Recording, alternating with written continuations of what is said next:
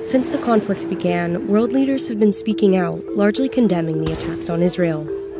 The United States said it would send additional military assistance to Israel, including equipment and weaponry.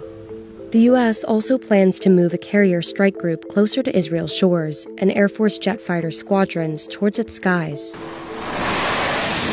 A move that signals its support and aims to deter Iran from taking advantage of the uncertainty in the region.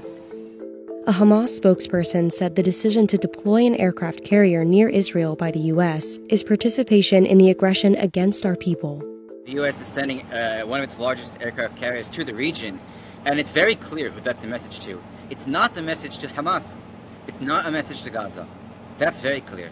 It's most likely, of course, they do not say this publicly, this is a message to Hezbollah in Lebanon. The biggest fear in Israel, really, is that Hezbollah, which is a militant group far stronger than Hamas, has the means to really wreak havoc in Israel, that they could enter this war any day.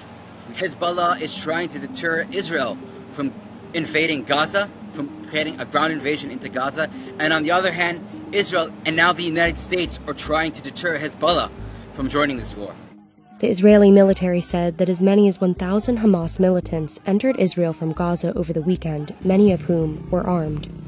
The Israeli military is preparing the ground in Gaza for an invasion, for a ground invasion. They've cleared the communities around the Gaza border, not only because it's not safe for them there, but in order to have freedom of operational movement in that area. They have not declared that they will do it, but they are making very clear preparations that they will do it. And if you listen here to the politicians here in Israel, many of them are talking about removing Hamas entirely from the equation.